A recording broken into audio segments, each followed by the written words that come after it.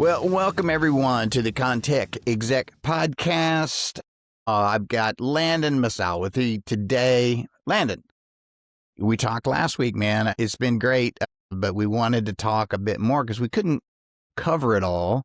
Last week's discussion that we had was phases overlapping. We're starting projects before the drawings are actually finished. The ink's barely dry on the contract. You know, we've got yellow iron probably hitting the field long before maybe it should. And we got a chance to talk about that. We probably went off on a few tangents here and there, but we got a chance to kind of roll into that. Today, I want to talk to you about structural foundation of data governance. And man, like I say, every time I say the word governance, I feel like I just want to take a nap. That's funny because I refer to it as like the democratization of data, and I feel like governance and... Right. I mean, I think the reason we don't comply with anything in the construction industry, because it seems like corporate speak, you know, it seems like somebody's making up some terms and then, you know, it sounds good in the boardroom. It sounds really intelligent, but it's really just setting standards of how you speak to one another, right? It's really about, if I call it a stairway, you call it a stairwell. In civil terms, it may be something else. You know, if you call it a ditch, I call it a swale. Yeah. Yeah. Absolutely. I think too. And then you kind of peel the onion back on it a little bit and you realize that it's got a fairly long tail to it, right? I mean, before you kind of reap the ROI of said effort, it's a bit of a long game. And that feels equally boring, you know, I mean, day and age of AI and getting immediate results. Yeah. So I did a little kind of deep dive on some of this. You know, there is a thing called Open BIM, right? And one of the projects of Open BIM is to standardize the language when creating BIM modules, right? Now, BIM modules can be made to create buildings. It could be done on civil jobs. I mean, anything really. And my thing is, I agree with them. How can you communicate from one person to the next if you don't have the same language, basically? We don't have standards. And so I think that's what you were getting at when you and I have been talking about this, is like, how are we starting jobs and putting people in place before, you know, permits are fully complete? You know, we've got a partial completion. The drawings are like, how is this happening and why? I mean, we can't be the only ones that recognize this, right? It's got to be, it's permeated the industry. And of course, in permeating the industry, even McKinsey said that we've kind of lost traction over the last, 20 years or so. Basically, we've lost productivity. Yeah. I mean, it's grown at a 0.4% compounded annual growth. It's production per man hour. So the efficiency with which we do work is 5 times slower than the growth of all the other sectors combined, averaged. I think that's, there's a myriad of ways, things you can kind of point at there. And I think that, we talked about this a little bit, but the industry standardizing is one massive challenge, particularly because the foundation of communication within one group, one firm can be different. Mm-hmm. And I think that, data governance internally, within the company is got to be the first step. There's got to be some guidelines so people don't go, the firms nationally don't go 150 different directions. There's got to be some guidance there. And I'd be interested to understand from you, like where you feel like how you put people within a lane, an industry within a lane such that we can coalesce into, eventually kind of all merge together with common language. Well, I think the pain point is going to have to raise, if you want to put people into a lane. And this is that's what's tragic about it. There has to be some, I hate to say catastrophic, but there has to be something that really says, man, we can't do this anymore. There's got to be some pressure applied, because really there's no pressure applied for anybody to change their ways. Obviously, there's some argument about it. We've got, whether it's on the academic side of the world or whether it's on the, the field side of the world, is probably the argument between the two. right? Where the academics are saying, well, it needs to be this, this, and this. And then we've got the field science. We've never called it that. We've never done it that way, right? And so we can't find a common ground as to, what's real and what's theory, right? One would think a pressure or something that would generate that pain is the art of the possible with AI, right? The things that are really kind of being streamlined tend to be, office related tasks where we've got a lot of spreadsheets that have form to them. And then we can kind of more formalize that and standardize it and have better data governance on, whatever those spreadsheets we're doing. And one would think that as the assets and the efficiency that AI can drive in that space would then kind of open their eyes. Well, how do we do this across the entire firm? All the operations, nationally from an industry standpoint, one's got to think that that's got to be a driving pressure point here in the future. Yeah, well, if you look at it from, I guess from a construction point of view, especially like a lean construction point of view, your flow is going to be so messed up because you're going to have some people that are really efficient utilizing with some AI tools. Those spreadsheets that used to take weeks now take minutes, basically. The accuracy of them increases as the improvement of AI increases, as long as your data governance within your specific space is well thought out and well structured. So you're going to have your metrics in place. You're going to have your data in place long before the next human aspect is even ready to go. So you're going to have a backlog, I'm sure, in the permitting office. There already is a backlog at the permit office. So again, you're probably going to have 70% of your designs done, most of your basic legwork on specifics and detailed calculations already done, and then it's going to be sitting at the municipality wherever you're working at, and it's going to be caught in backlog unless you decide, and then all of a sudden there's got to be a vote somewhere that says, hey, the municipality needs to get on AI somehow in order to get through this stuff. We're going to have to spend some money in that area. We're going to have to do some voting correctly to get the people in place that understand that if we are going to utilize AI to kind of speed our processes along or utilize any kind of technology, we've got to catch up. Yeah. And then, of course, beyond that, again, I think the idea that AI is just going to point out basically how slow we've been as humans. Well, I think too, though, it's going to better, it's going to shed some light on the assumptions of the construction schedule. Yeah, maybe kind of moving beyond permitting, and we're now into construction. We're going to be able to make and be able to discern, looking back, the assumptions of the project schedule and then what actually unfolded. And then as we become more aware of that delta, then we're going to need to understand. That's where I think the pressure of we need better data governance completely, particularly in the field, such that we can stop looking backwards and understand how wrong we were, historically, but then look forward. Yeah. And be able to predict better. And I think we kind of talked about that a little bit last week. Well, I've always said you can't measure the data that you don't have, right? So there is an effort, and hopefully it's a grassroots effort of some sort, where people start to realize that collecting productivity, meaning units in place over a certain amount of time, and I'm not saying that you collect every bit of data on every job for everything. I don't care how long it takes you to take out the trash. That's not it. That's not what I'm talking about. What I'm talking about is the major portions of what you're working on. I don't care if you're moving dirt.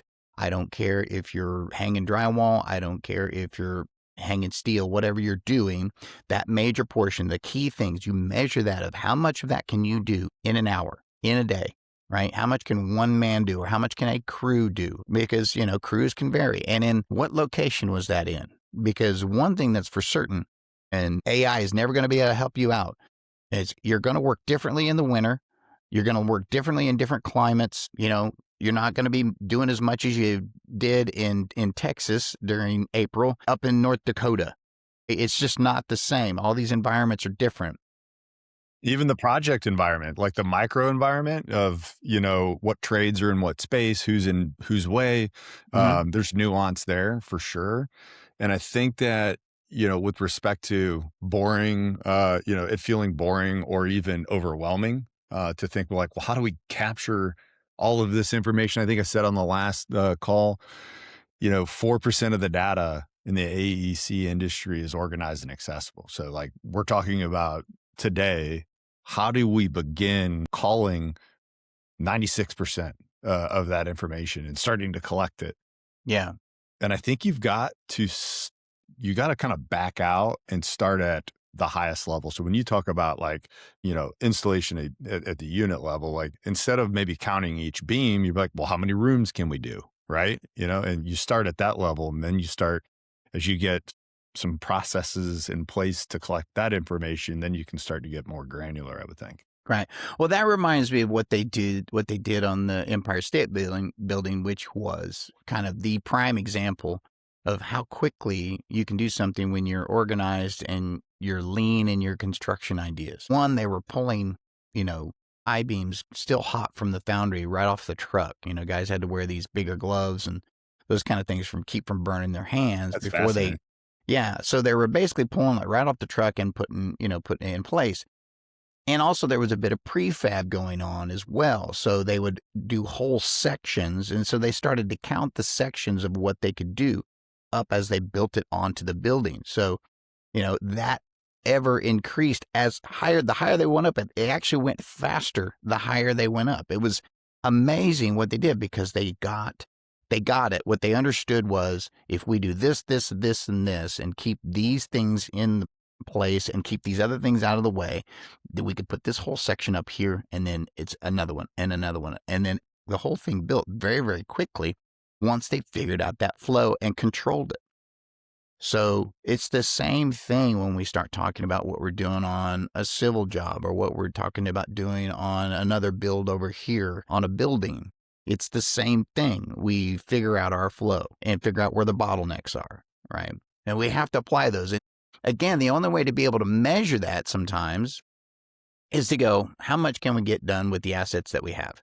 And then break it down into the hours, how much does that get us done in an hour? And then creating that feedback loop. So what we're looking at in the industry is well, who starts first, right?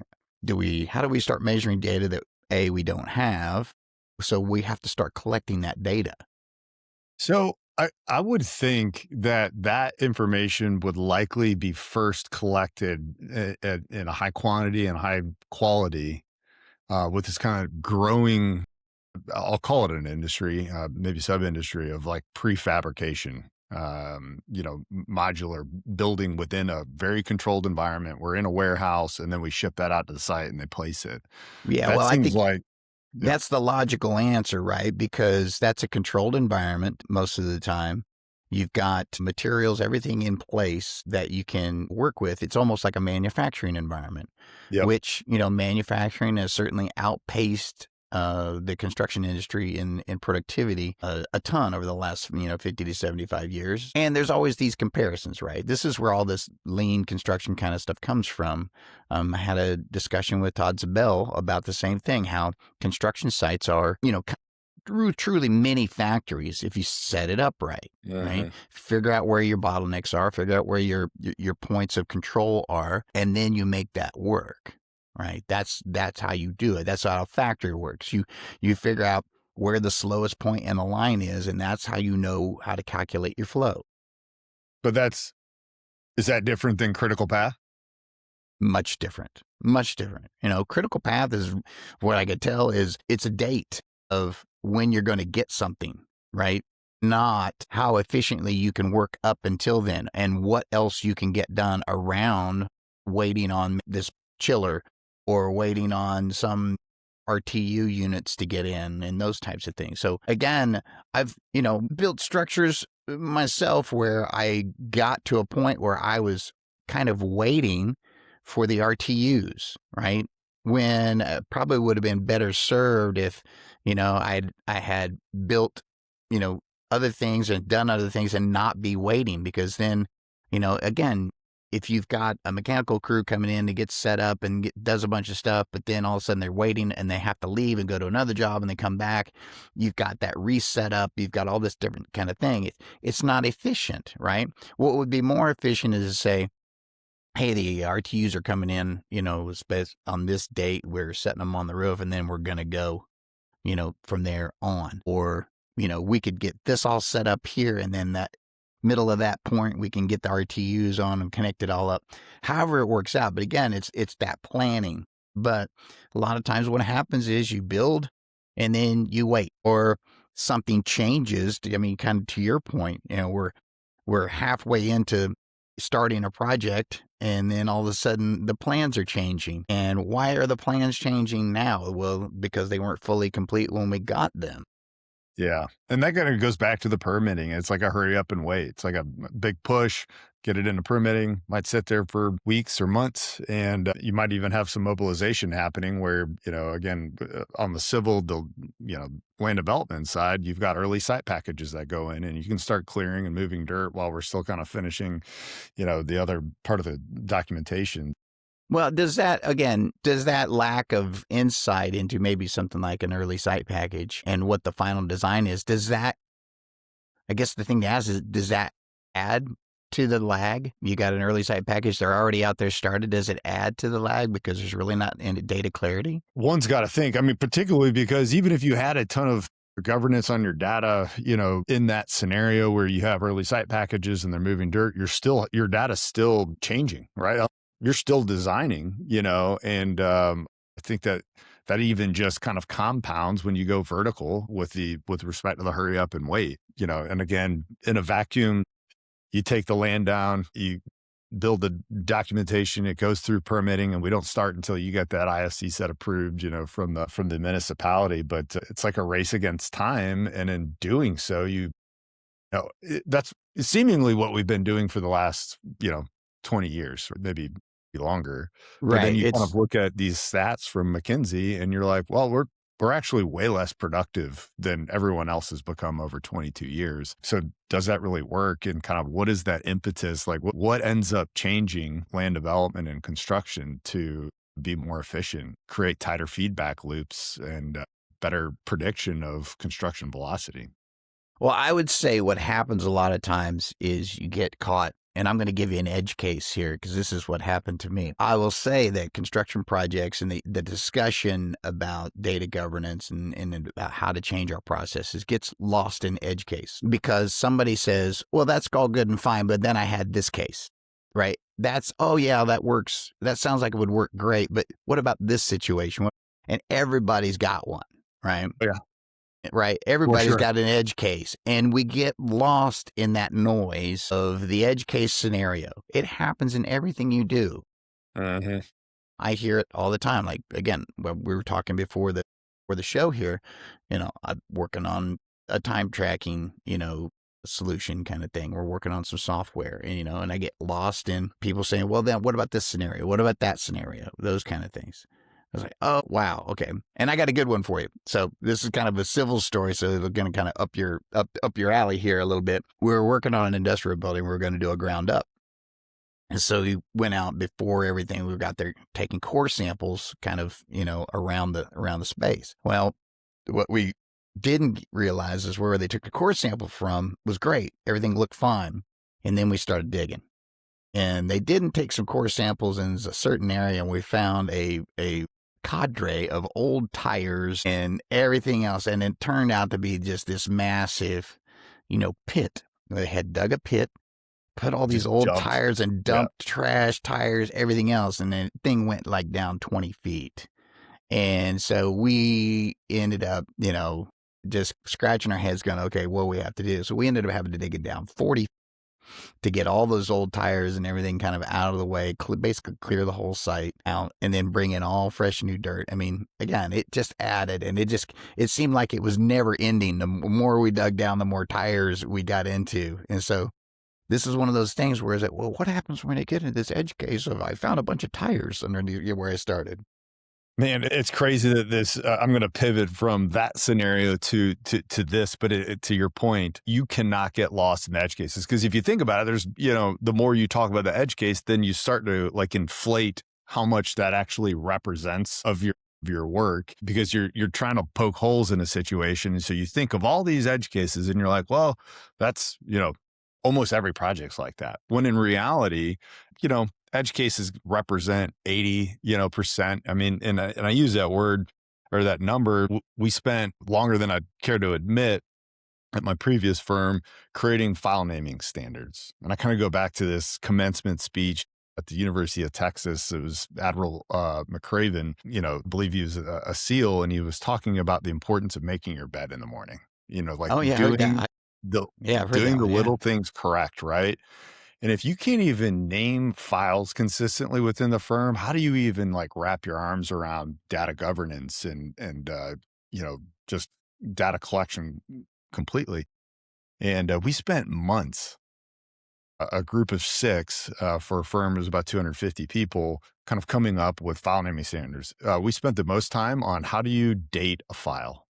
Is it 2 digits dash, 2 digits dash? Are they dots? Do you spell out the whole year? I mean, it was Do you put the year mind-blowing. first? Do you put the year first, month, date, or do you put the year, the date, the month? Yeah. I mean, people will die on that hill. And that was a prime example of edge case. Well, what if this type of project happens? You'd be like, listen, we're just trying to solve 80% of our work here. Like, yes, are there outliers? For sure. We can provide a bit of guidance on that, but let's do 80% of our work the same way. And I think that's really incredibly important. And at some point, we talked about this a little bit on the last call, but in order to make these types of changes, you really have to have some leadership. You cannot, it's not leadership by committee. You really have to have somebody that comes in and says, hey, we've kind of vetted all these opportunities here. There might be 3 or 4 right answers here, but we're choosing one. And this is how we do it. From a change management standpoint, I can't understate the value of leadership and setting expectations and articulating that and having ramifications if you don't follow them. Well, yeah. In every situation, I don't care if you're changing software, if you're, whatever you're trying to do, you've got to have leadership that is engaged in that process to say, yes, this is the right direction for the firm. This is the right direction for, whatever group you've got together. If you've formed a group like the open BIM, there's a leadership section of open BIM that basically says, okay, we've created these things. This is what we've done. There's truly an outline of, hey, this is how we're going to do this. And these are the terms we're going to use. Now, obviously, there's still going to be argument or discussion over certain things here because truly, to your point, you're probably going to get maybe 80% of it, but you're still going to be arguing and discussing the finer points, and there might be adjustments or changes. And maybe that's, I don't know, is it just a human trait to just say, we're trying to make it perfect, and we need to get to a point where it says it's never going to be perfect, but 80% is better than 0 or 50 or nothing, right? We've got to come to a conclusion that says the way that we're doing this is not correct. We do have to finally agree on this. It's not sustainable. Yeah. And then second, what we have to agree on is to say, if we don't want to continue, losing money on jobs, especially when you think about capital projects, most people don't realize it. If 98% of the capital projects out there, these multi-billion-dollar jobs are over budget and over schedule, that affects the entire industry across the board. You may not think that it does, but it does, because somewhere in those dollars, in the U.S. at least, in those dollars is tax dollars. In those dollars is finance dollars that are kind of held up. There's over when I had the interview, what did he say? There was over $380 billion held up in, procurement, things like that. And that dollar amount is held up in these large capital projects because they're putting that money forward, and it's just kind of sitting out there because we don't have the proper processes out there. Well, that money being held up is money not really truly being used. It's just out there kind of not helping anybody. And so we don't realize it, but these things in the industry of our $13 trillion industry are holding up a lot of things within the economy. And now if we look at even more of these large data center projects, these large infrastructure projects that are going to happen, the more money that we're holding up because we don't have the proper processes, it will have an impact at some level on our economy. It will have an impact. A lot of people say that, AI is a bubble, right? Well, guess what happens if AI doesn't get their data centers and things like that? Does that bubble burst? Because we can't finish it on time because those dollars are being kind of held out there? Investors can get pretty fickle pretty quick and pull funding. It's been known to happen before. So again, I don't think we've seen if I remember correctly, the administration, the current administration, putting incubators together to figure out how do we streamline the permitting of federal projects. And I think that is important because that's certainly a delay there. And to your point, design and construction velocity and, efficiency with taxpayer dollars, like aside from wasting our tax, you're now just pushing those projects down the road to the point where you're putting pressure on industries that you might have a bubble burst. So critically important for us to figure out and to start chipping away at. And I gotta think it starts with, don't get too granular. Start at the highest level first. Some best practices of collecting better information that will inform the next decision, and try to solve the 80%. Like it won't be perfect at first, and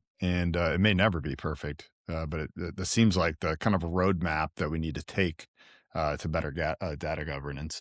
Yeah, well, again, that may be the smartest thing that we can do. Certainly, I always get to the point of saying, big things don't just happen. Big things are a series of small wins, right? Big gains are just a series of small wins that are finally measured, right? So to your point, we don't need to get too granular. We don't need to make the argument to get too granular. But and I don't care. Again, if you're a small company, mid-sized company working on a fairly large project, start with one thing, monitor it, measure it, see what it does for your feedback loop of, did you realize that we're measuring this and it's probably not what we had been expecting. I think you're going to be surprised at seeing that. And again, I don't care what industry, what part of the industry construction you're in, take one thing and measure it and see if it matches up. Like, set yourself a benchmark to say, I think that we do, 200 yards of dirt in an hour or whatever when we do this process, right? I think that that's about what we do, right? And you can get your superintendents to kind of gauge that and then measure it. And then see if it truly does come up to that number. I mean, 10%, if you're within 10%, you're probably pretty good. But what happens if you're not within 10%, right? What if it's 15%? What does that 5% do to your margin? What if you're missing the mark by 20? What does that 10% do to your margin? And then you can calculate that over time. I've never been saying, that we got to change everything today, because I know that's not possible, but we have to start changing incrementally.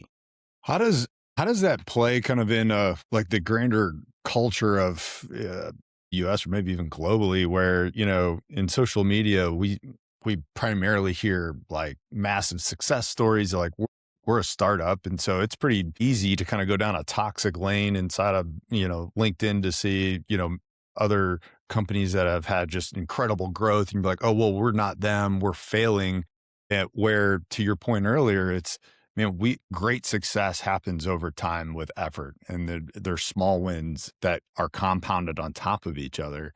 And you've got to think that there's this antagonistic relationship to what most people consume on a daily basis, which is like, I need something immediately and it needs to be great, versus like straining day over day towards a larger goal.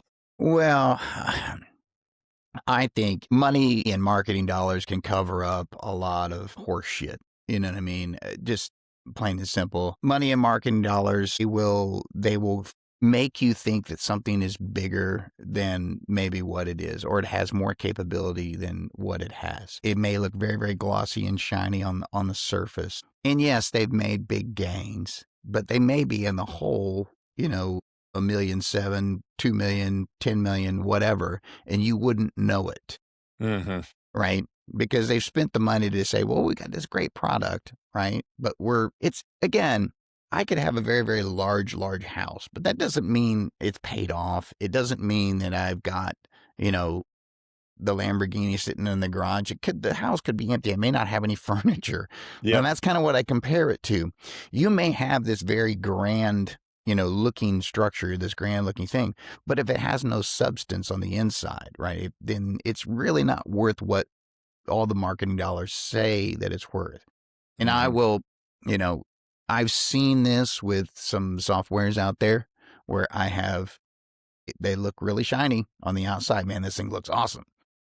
And then I've gotten into it and I'm looking at it. I'm like, wait a minute, this doesn't really, this doesn't hit the mark like I thought it was going to hit the mark. It's missing some real important stuff here. Some stuff that, for me would have been, like a 101 course. And I go, okay, I see. And again, it's to your point, the .com boom was one of those same things. Like there was a ton of money, a ton of hype, a ton of this, but then all of a sudden you realized it had no structure, it had no, and the only people that survived were the people that actually had a product to offer. Mm-hmm. Yeah. Getting lost down that rabbit hole is a dangerous game, right? Because we all know there are some really good marketing people out there. There's some really good folks that know how to spin a word and make it look, everybody wants to kind of look good, right? So there's plenty and so I just think you kind of got to shy away from that and say, the proof's in the pudding here. With respect to collecting better information and data governance, there has to be certainly physical processes that are put in place, a change in culture, but inevitably at some point, a firm is going to be tasked with finding a software solution to complement said effort, right? And before we got on this call, you were talking about, and you just mentioned you helping a firm in that evaluation process. I wouldn't mind unpacking with you and getting your opinion on, the best practices to finding the right system. Because to your point, these people are busy. They see something. They're like, let's just make a decision and go. Let's take that first step. How do firms, in your opinion, kind of mitigate the risk of making that wrong decision and finding the right solution? Yeah, there's no easy path to making that decision. One, and I think we talked about it earlier, you've got to have executive leadership. I think and when I say executive leadership, I'm not saying somebody that says, you guys go do that, I'm all for you. No, you have to have somebody that's in the executive leadership team that is engaged and has, a stake in its outcome. You also have to have a team of folks that are truly interested and dedicated to the success of that product being rolled out, no matter what it is. Early on, they have to be very open-minded, and then later on, they have to be very, I'll say, closed-minded when they've focused in on a product, okay? Because there's no turning back. There's a transition point. There's a high switching cost, yeah. Yeah, because, again, once you get keyed in on a product, then that same team that has evaluated said product, right, all need to agree, okay, this is how we move forward. Because if there's any dissension, right, that says, we should have chosen this product that somebody didn't speak up, it's going to throw a wrench in the works, right? So again, you have to focus on that. And I think, and then thirdly, you have to focus on the why. It's not just, we have to have AI. That's not a why, what I would say, and I say it all the time in my, posts and things like that. And the thing that we're talking about here is data governance. Like, if you don't have your ducks in order when it comes to your data, AI is not going to help you. It's not going to save you. It's not going to figure your problems out for you. So those are kind of the three big things, get your data in order, get your team in place that is dedicated to the true result of the project, and have a team leader. Dedicated and empowered, right? Like It's Yeah. not just one leader, making sure that that leadership can and is comfortable with empowering those, below them to Right. enact their change. Right. Yeah. Every voice in that team needs to be heard, and it needs to be evaluated. Right. Once you have that, then the process has actually become very, very clear, because it's just like anything. You're going to want to keep a scoreboard of what does best, what's not doing best. And then even after the product that you roll out is done, you still need to monitor it for its success. Mm. It's an accountability stage, right? Because basically, if you're not monitoring what you just rolled out, how do you know it's even done what the team worked so hard to get it out there for? Now, I think that's the skip. That is probably the step that most skip. They roll something out. They had an IT department or something like that. They had an IT guy, a couple of guys. Hey, throw this software in the works because these guys want it. And then they forget that they even have some licensing on it. And they're like, well, how well is that working? Well, I don't know. We haven't been watching it. We had, and then you get back to the whole opinion stage of the world, which is one guy says, oh, it does great because it helps me. And then you've got 5 other guys like, I have no idea how that thing works because I can't see any data in it. It doesn't connect to me. I am always for a smaller tech stack anyway. I think we get too complicated in our space. Having spent, 10 years plus buying software for an engineering firm, evaluating solutions, deploying them, training people, there were 2 things that I really focused on is ease of use, intuitiveness. I think a lot of solutions are just incredibly complex because they're trying to like solve those edge cases so much. Mm-hmm. And the other one is the bifurcation of data. And I think one of the things that I'm hypersensitive to and what we're trying to solve is putting the data where it ultimately belongs such that, it can be governed, right? SiteMarker can be the best tool in the entire world in the field, but if that information doesn't ultimately land where it needs to, so greater insights can be made, then, I'm not sure we're providing as much value as we possibly could. And I think kind of going back to your other statement there about the why, like, why would we do this? Like, what is the outcome we're looking for? One of the challenges that we've seen, and Sequoia Capital, which is one of the larger venture firms out there, has got like kind of 3 different tranches of software solutions or startups. And one of them is a hair on fire problem. Everybody knows they have the problem. Therefore, there's a lot of competition in that space. There's likely moving from one solution to the next to kind of figure it out. AI is a perfect example where I might use 3 different solutions in one day. Over the course of a year, I might use 6. And the other one is a hard rock problem.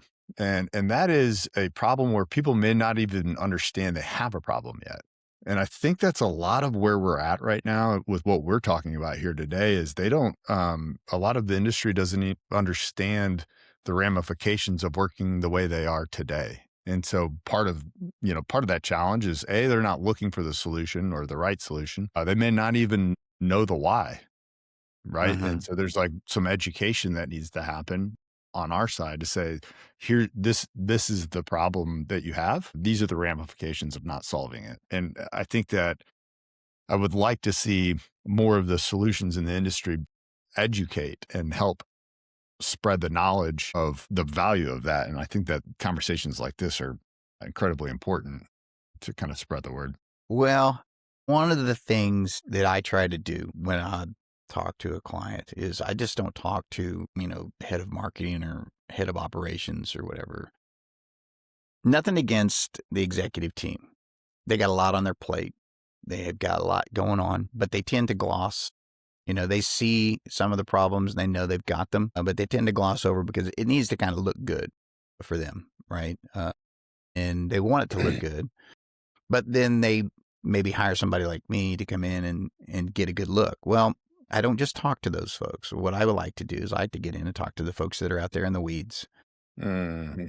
And that's, again, we've got to listen to those conversations, and then we have to dissect, A, what's noise, but B, you've probably got to get a pretty large segment of opinions in order to really hone down into what you're talking about, Landon, what your real problem is. Hmm. I've often found a lot of times it's not necessarily their technology that is the issue. Maybe they have too much of it, that may be an issue, but most of the time it's the things that we've been talking about. It's our process. It's how do we label a file? You know what I mean? Does everybody label it the same way? What do we call this? What are our numbers? Where do our employee numbers start and end? Those kind of things.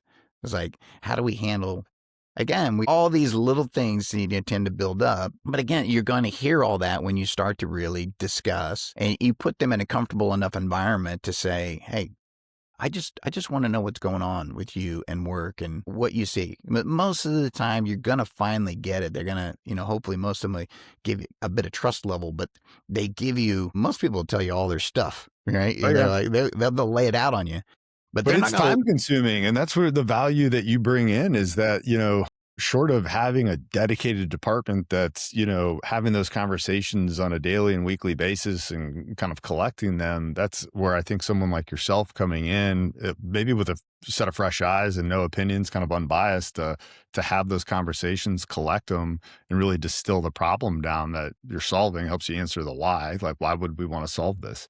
yeah, I think the benefit of maybe having somebody come in is it takes the threat away a little bit Yeah.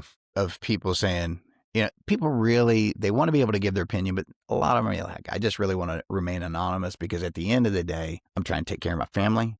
I got to go pay the bills. I want to keep my job. I like it, but there are things that bug me about it, but I don't say anything a lot of times. Why? Well, shit, Right. just like everybody else, I want to go drink beer, watch my kids' ball game. That's, what I'm saying? At the end of the day, that's their family, their life is important. And as much as I can appreciate the rah-rah statements that come out of, you know, uh, company statements of, these are our values and all this, I get it. You got to have those. Okay, great. But I promise you, I mean, there's 80% of those folks out there are not the rah-rah cheerleaders of your value statement or your mission statement. What they're a cheerleader of is making sure that that paycheck cashes and that their day-to-day operation is not, you know, totally screwed to the point where they feel like they can't perform. Hmm. Is Yeah. man, as much as I've seen all this stuff, and you see it all the time on LinkedIn, you see all this, we've got a great integrity, blah, blah, blah. They got posters on the walls. They're saying all this stuff, and I see it. And these big companies, and they gotta have it, and it feels good, to a certain point. When you get down to that ground level, right? You get down to the real meat and potatoes of it. You know, it doesn't really mean that much. Those folks out there, I've got a job to do. This is how I want to do it, and I don't really rock the boat too much because I don't want, I want to keep my job and I want to pay my bills. Yep. We have Yeah, to I think remember that. I agree. I mean, at the end of the day, I think you've got kind of two lives, right? Like you've got your work life and your personal life. And if you're a high performer, you want to be the best version of yourself in both of those. Uh, you want to work for a firm that respects both sides of that equation, and that equips you to be the best, professional version of yourself that you can. And I think that that can be difficult to foster, at the granular level. And that's where these efforts of like coming in and fully understanding the problem and trying to solve those kind of removes those roadblocks that are sitting in front of them or Yeah. that, again, are from a hard rock standpoint could be really hard to identify. I don't know. I just take photos on my phone and I take notes and I go back to the office and then I spend 3 hours, creating a report. And well, that's just my life. That's what we do. That's how the industry works. You're like, no, it doesn't have to be like that. And we can help you create, SiteMarker can help you make a report considerably faster, of much higher quality, that's actionable, and get you home considerably faster. So you can get that beer and go to the softball game. So yeah, I think that kind of stuff is incredibly important. Yeah. And so again, even to your point, if the tool, like a site marker tool, can fit both of the bills, right? One, ground level, It'll get you home to the softball game faster, you know what I mean? And it covers all your bases for the job that you're doing. Hey, that's great. 2, for the executive level who's, gotta, looking at those value statements and that mission statement and trying to figure out making sure he's making perfect margin on this job. And it helps that too. There's the win, right? And a lot of times you get into a situation where the software or the tool or whatever you're looking at doesn't hit both of those. Mm-hmm. And that's the noise, you know what I mean? That's the noise that you got to sort through. You got to sort through that noise. That's where, kind of comes in. Well, why would we do this? Because if it's not a win-win, for everybody, not only the vendor, but also the person using the tool and the executives, looking at the overall business, reaping the rewards. Guess what? If any of those are missing, it's probably not. It's not your why. It's not your best reasoning. Yeah, and I think too, like one of the challenges there on the evaluating the ROI on the kind of on the profitability side is that we don't have there's not a ton of data to look back on and help us understand what our risk is. Like where is our risk exposure? And so that makes understanding the decision even harder. Well, and to put a pin in this whole thing, I think that has to start with where do you think you're at?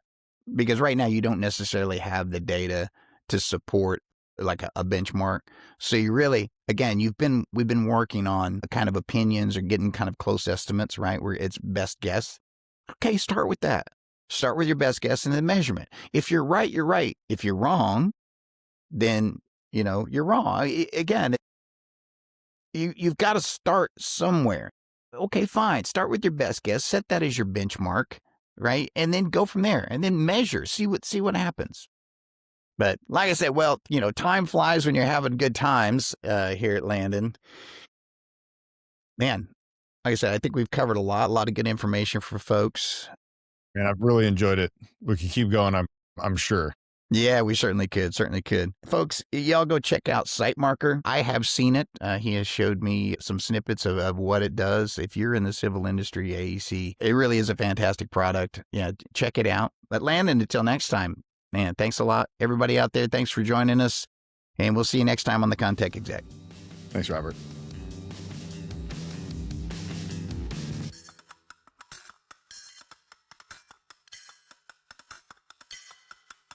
Mm-hmm.